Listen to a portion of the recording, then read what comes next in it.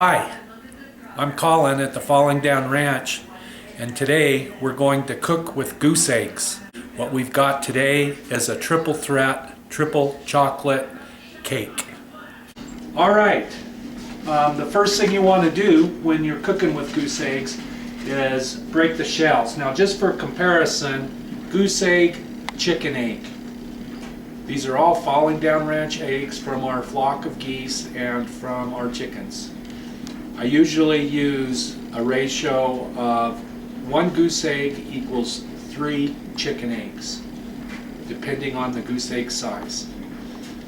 Now, goose egg shells are harder than chicken egg shells, and we'll try to break one here. I always put them into a bowl in case the shells get into the egg so that I can clean them up. Just like that, there's a little bit of shell.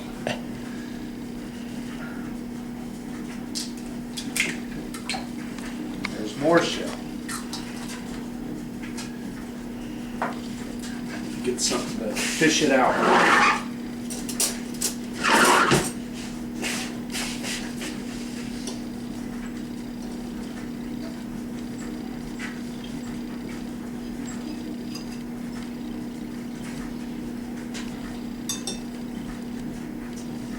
Okay, looks like we got it.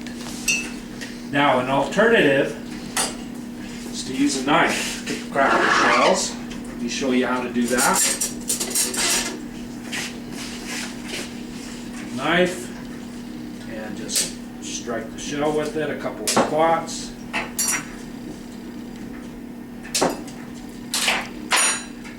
Shells in the eggs.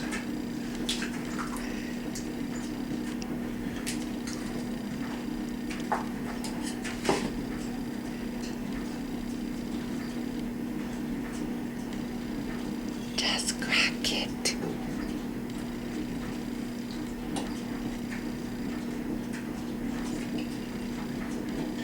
You can see that the yolk to the white on goose eggs is more than with chicken eggs. Most people would say goose eggs are richer. That would be one reason why.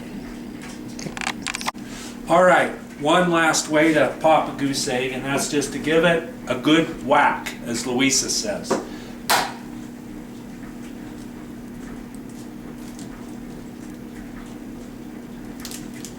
Now the recipe that we'll be doing calls for 7 eggs.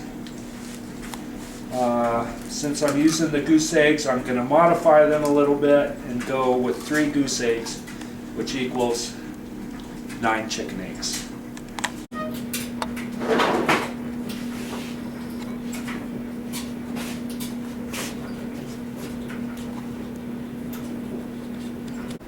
Alright, our triple threat chocolate goose egg cake is a bundt cake, so we're going to start by going to our trusty Hobart KitchenAid mixer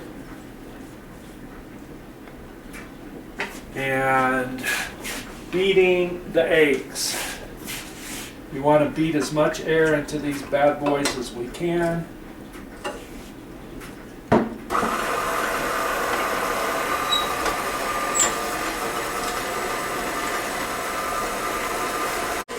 We're going to use Baker's Joy to give our bundt pan a little bit of flour.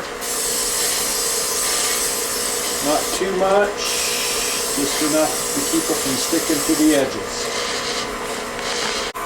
Okay, our eggs have been beaten for about a minute or 2. We're going to just let them keep going.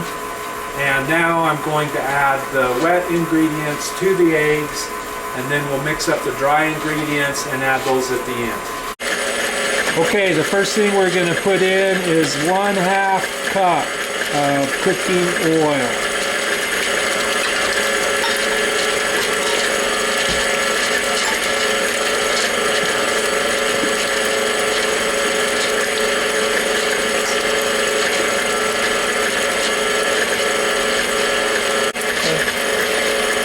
Okay, Okay, the next up is 1/4 cup of chocolate syrup. The reason this is called triple threat cake is because we have chocolate syrup, powdered cocoa for hot cocoa, and also unsweetened chocolate. So it's got 3 times the chocolate. No way to ruin a cake with that much chocolate.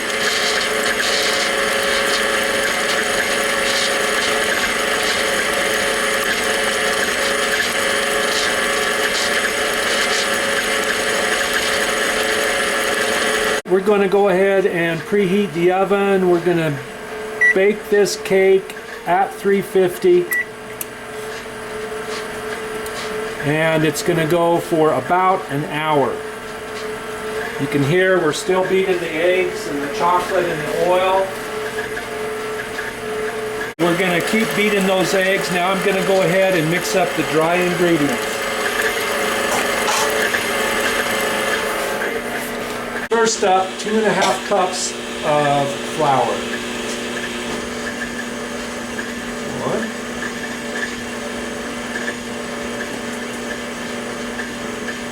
2.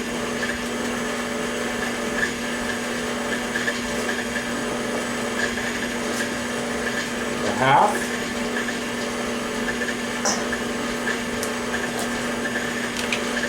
Use 2 tablespoons of Hershey's unsweetened cocoa powder.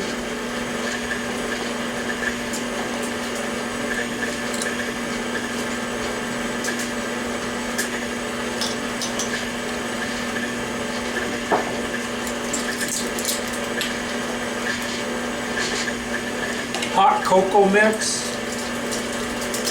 I'm going to use 4.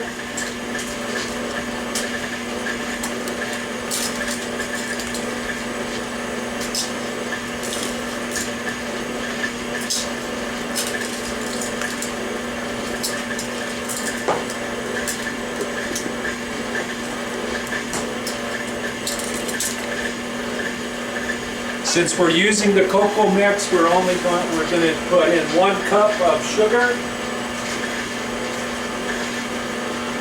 1 cup of sugar.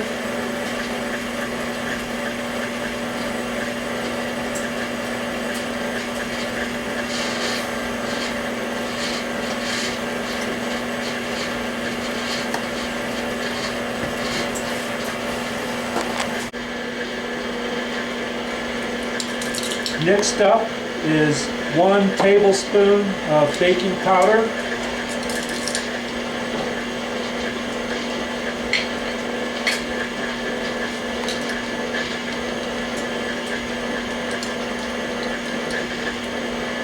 ¼ teaspoon of salt.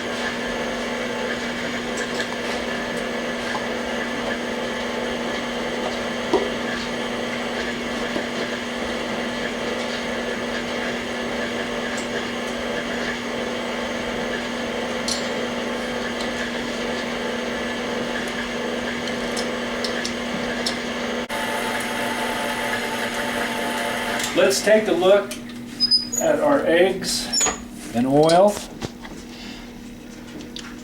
Now the last thing that we're going to put in here is 1 teaspoon of vanilla.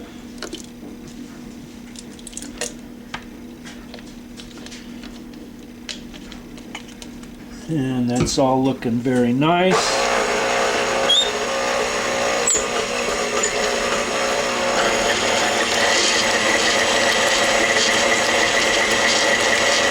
Going to just let that go a little bit longer. Again, we want to beat as much air into the eggs as we can.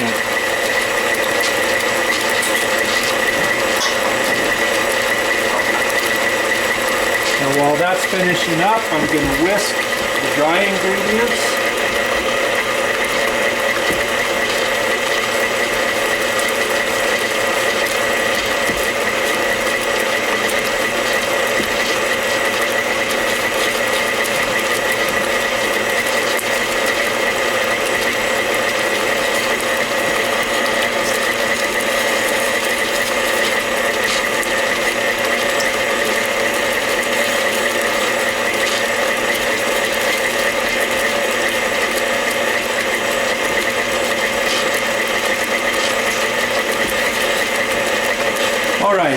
ready to add those up.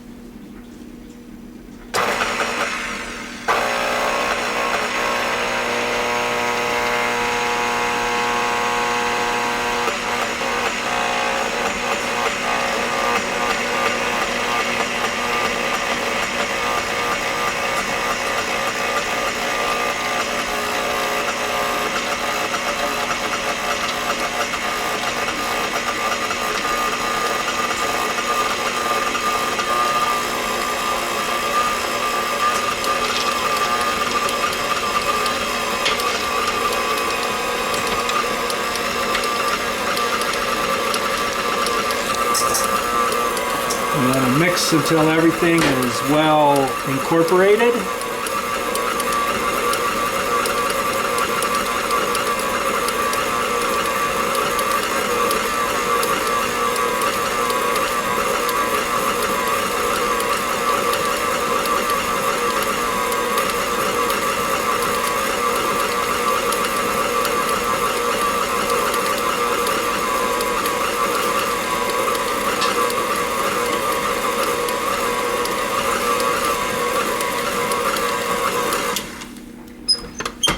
Go ahead and scrape down the sides. That looks pretty good.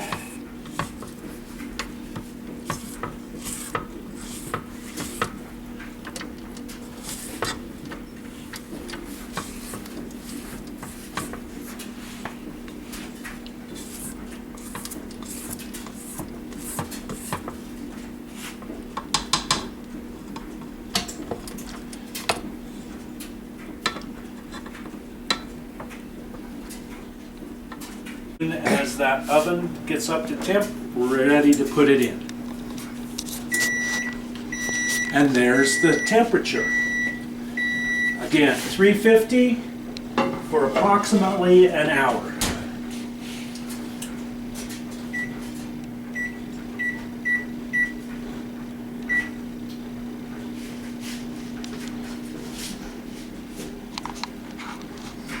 We'll see you when that's done. All right, we've got 2 minutes left, but that cake is smelling like it's already done. So I'm going to go ahead and check it out. Use the good old toothpick method. And voila! There you can go. You can see it rose like crazy. Let's see if the toothpick comes out clean. And it does. So this particular cake took 58 minutes.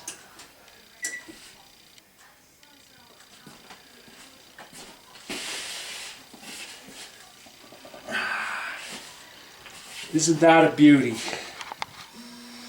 Now the last thing we've got to do is let it cool. The recipe says for 2 hours, at least till it gets down to room temperature, and then we'll flip it out of the bun pan.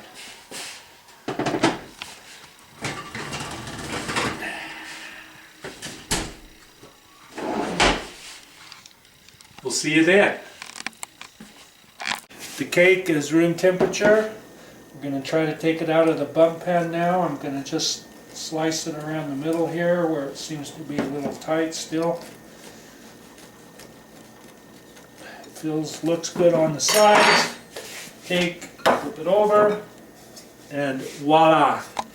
Beautiful, tall bundt cake. Now we're almost done. There's only one thing left to do, and that's to sample it.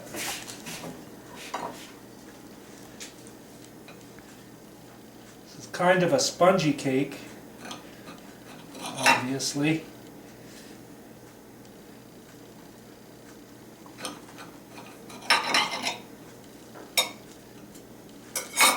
And there you go.